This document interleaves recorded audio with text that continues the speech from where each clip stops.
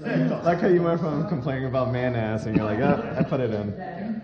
Wait, is that video or time lapse? I don't know. I don't know.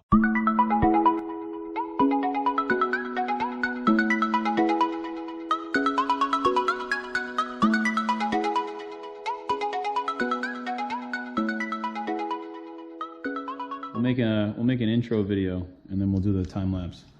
Hey, stop unplugging stuff. You're supposed to be telling people what's going on here first. So get in there. People don't want to see you just laying on the couch. Yeah, just let's look like we're in the car. So hello guys, how you doing? We're making our intro video today to what we're gonna do in the garage today. We're supposed to be social distance. You're right, 6 feet. Yeah, personal space. Yeah, personal space. So, all right. So Armin is doing the most amount of work I've ever seen him do in the garage today. So today we're actually going to take Armin's engine and we're going to take the valve cover off and we're going to retorque his head because he finally got the car on a dyno and actually put some RPMs through this damn thing. So it's always recommended that you retorque the head after you've done a rebuild. So his second gen 3S GT was rebuilt, put back together, and got a lot of modifications. We're not going to go over the mod list right now. I think we've talked about that in length or at length before. But today we're going to take the valve cover off. We're going to get it to cams and we're going to actually retorque the head. And while we're at it, we're going to check his clearance on his valves as well to make sure everything's in line where it should be. Make sure everything's still working as it should. If not, we can adjust the shims on the valves. Don't break nothing. Come on, just starting here. And make sure everything's running as it should. Before we start adding more and more power to it, we want to make sure it's right. So, what was the numbers you had? 365? And 330. 365 horsepower and 330 torque. So that's where we're at right now, and that was on a mild tune. So we can still turn up the boost, and we can still, you didn't have the water injection hooked up yet.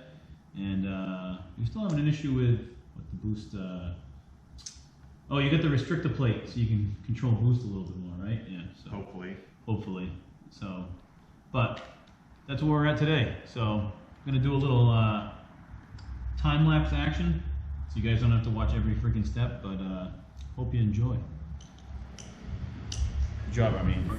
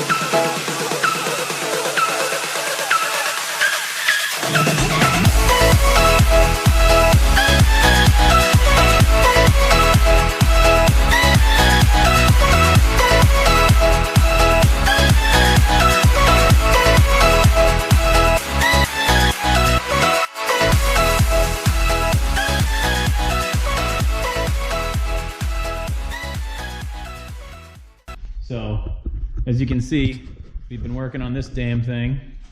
Got his head valve cover off. We're going to put a new valve cover gasket on because Julian over here came through the valve cover gasket. Savior. God knows what we would do without that. Yes. Overnight part.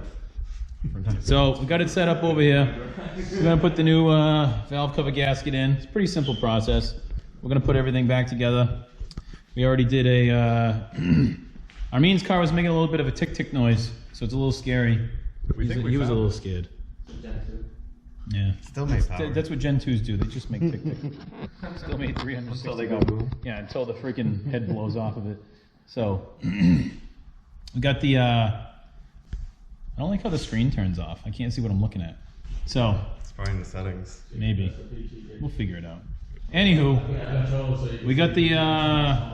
we torqued down the head again. All these bolts down there. Look at them. Yep, right up in there. Spicy. It is a clean looking engine, which is how it should look after it's only been driven like 100 miles since its rebuild. Maybe a little more. What'd you think? You've driven like back and forth to the tuner. Probably been like 200 something miles. That's way more than what I said. So, so much for an exaggeration. So, yeah, we retorqued the head. We checked the gap, the space on the, you know, those things. I'm tired. The shims on your valve clearance, make sure they were all within tolerance, and they pretty much all were, except for one. But it was only a tiny bit out, so. And it was under, not over. Under is better than over, so.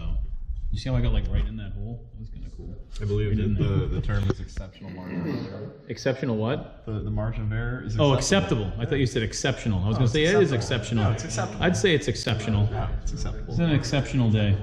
So, we're going to put the valve cover back on. We get it running. And then, I guess even if it does still make tick-tick noises, we're going to do more stuff to this stupid car.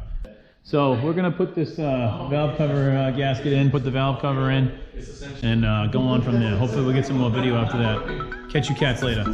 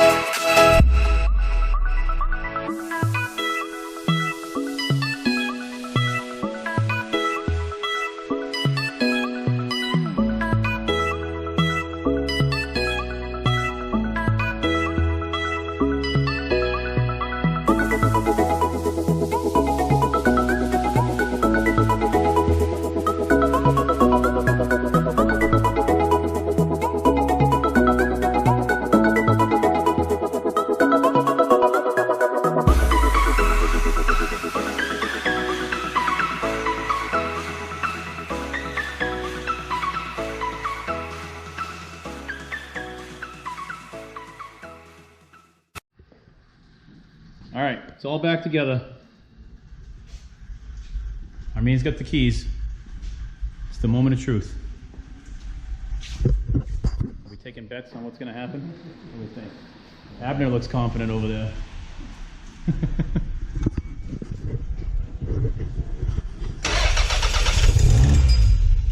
Sounds even worse.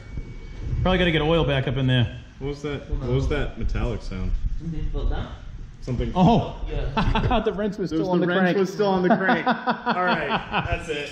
That's why I shut it off right away. I'm like, that does not sound good. No, you're good. I'm sure it sent it flying off. Yeah. Always remember to take the wrench off the crank when you use it to spin it. Come on, mistake. Yep. All right, let's try it again. I mean, anybody can make that mistake, right? I mean, still ticking. It does sound like an exhaust.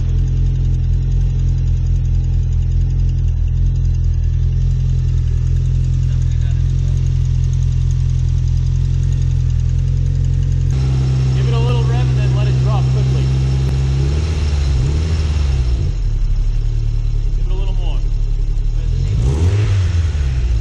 Sounds like an exhaust leak.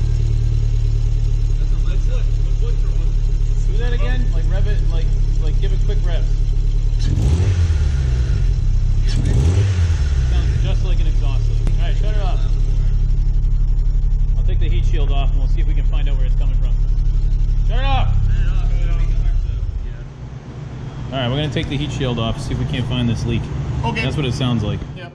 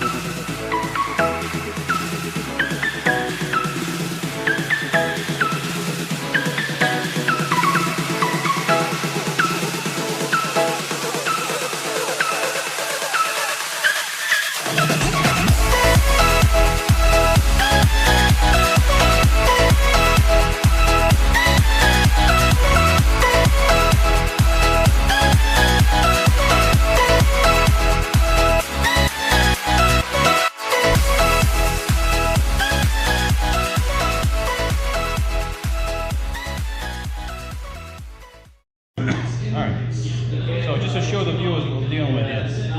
So Armin's had this terrible exhaust leak that we've been tracking down. We finally figured out where it's coming from. So he has an EGR block-off plate, which is this guy right here. And that sits right here, which is where the original USDM 3SGT's exhaust gas regulator goes there and recycles the air back to a VSV valve that would sit on the intake manifold. But since he has that removed, because he's using aftermarket engine management, you get this little block-off plate that blocks that little port off. We finally figured out that it was coming from this general area, and when we wiggled the wire around in that area that actually was hooked onto the ground on this bolt hole, it was making that engine stutter. So we kind of figured it was coming from somewhere in that general area. When we pulled this off, we realized and we saw there was a lot of black marks inside over here. And you can see it down here too, that it was leaking pretty severely. So when we took this plate off, we noticed that it was warped. Probably from excessive heat and heat going up one side and getting all centered in one spot. So I put it in the vise, cleaned it up as best I could with some sandpaper, and we're going to put the gasket back on and try it again. No guarantees with something like this because obviously it could, if it's warped, it's warped. There's no guaranteeing I can get a good seal out of it again. We may have to order a new one. Not the biggest deal, I don't think these are too expensive, but I'd love to get this thing running up and running again today. So we're going to try. Probably put, I'm going to clean up both surfaces here, the one on the head, and I cleaned up this block-off plate as well. We're going to try both of those and see if we have some success. I think when it's cracking, that's when you stop. It's a good amount of electricity. You don't have to, you don't have to, you don't have to let it linger. Just trust It's going to be the most perfect 3SGT. Yeah. Aha! Aha! What? What's wrong? You got no engine? You got no engine, Ted. Did you make me a drink? I'm working on it, but... Oh, you seem to be finding all the problems. So I don't know if you cats on the GoPro right now can see this, but his ground wire for his freaking, I'm assuming this is for the coil and plug system. Yes. Has no connection.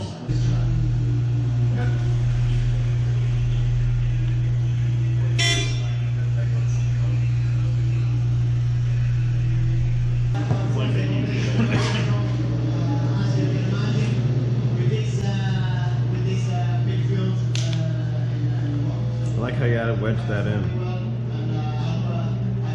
To make sure it doesn't move. That's what she said! Whoa! Like, if you didn't touch it, it was fine.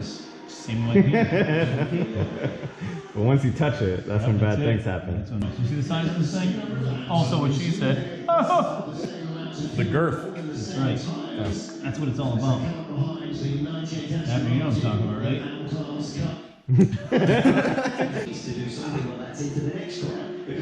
Just held an open flame to it. What do you know? Those materials conduct.